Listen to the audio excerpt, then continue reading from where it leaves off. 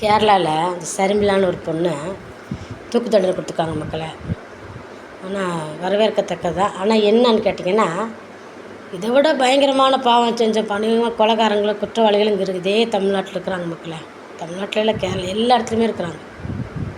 ஆனால் இந்த கொல்கத்தாவில் அந்த டாக்டரை அடித்து கொலை பண்ணி பொண்ணை கெடுத்து அந்த பிள்ளை இந்த அளவு தான் இல்லாமல் சித்திரவதை செஞ்சு ஒரு முழுமையான ஒரு டாக்டர்.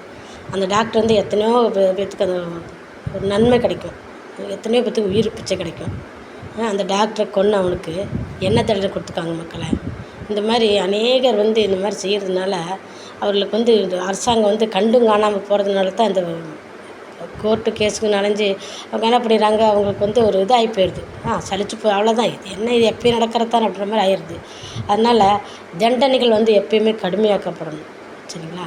அந்த பிள்ளைக்கு கொடுத்தவங்க சரி ஓகே, அந்த பிள்ளைக்கு தண்டனை கொடுத்தாச்சு. அவங்க தாய் மாமனுக்கு என்ன கொடுத்தீங்க?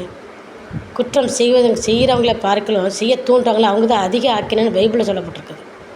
சரிங்களா?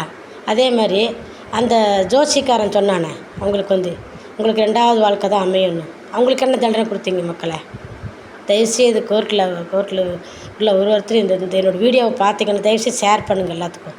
ஏன்னா அந்த ஜோசிக்காரன் சொன்னனால தான் இந்த பிள்ளைக்கு அவன் தூண்டுதல்னால தான் இந்த பிள்ளைக்கு இப்படி ஆச்சு. இந்த பிள்ளை இந்த மாமா பேச்சை கேட்டு இந்த பிள்ளை இந்த மாதிரி பண்ணதுனால தான் இந்த பிள்ளைக்கு இன்றைக்கி என்னாச்சு? எந்த வாழ்க்கையுமே இல்லை, ஒரு வாழ்க்கையுமே இல்லை, 2 வாழ்க்கையுமே இல்லை.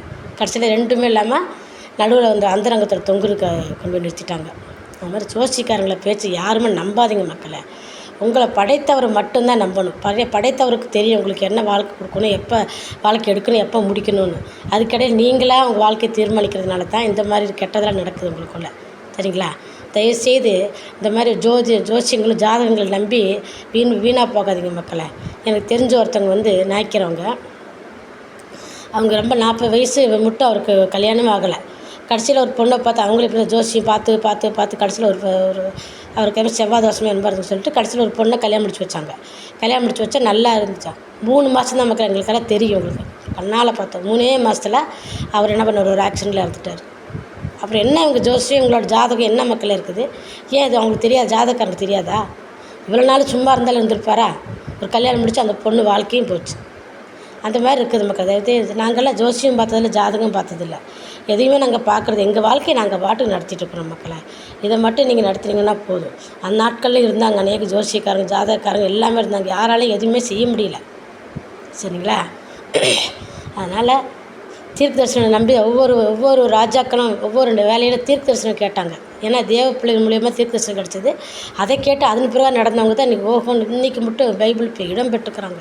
அதுக்கப்புறம் அது எத்தனையோ ராஜாக்கள் போயிட்டாங்க, எத்தனையோ நாடு அழிஞ்சு போயிடுச்சு.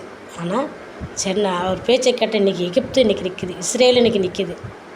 அதனால் பாருங்கள் மக்களை, ஆண்டவருடைய வார்த்தைகளை வசனங்களை கேட்டு அதன் பிரகாரம் நீங்கள் நடங்க. அது விட்டுப்பட்ட ஜோசிக்காரன் நம்பி ஜாதகக்காரன் நம்பி வாழ்கிறதுனால தான் அவங்க வாழ்க்கை எல்லாமே ஒன்றும் இல்லாமல் கடைசியில் கோர்ட்டு கேஸுன்னு கடைசியில் தூக்கில் போய் தொங்க வேண்டியது சூழ்நிலைக்கு அந்த பிள்ளைக்கு தள்ளப்பட்டு. இந்த பிள்ளைக்கு என்ன, இந்த பிள்ளை தூண்டி விட்டவங்களோ ஒதுங்கி அவங்களுக்கெல்லாம் கம்மி கிடச்சிருச்சு. செய்து அந்த பிள்ளைக்கு தண்டனை அதிகமாக கிடச்சிருச்சு.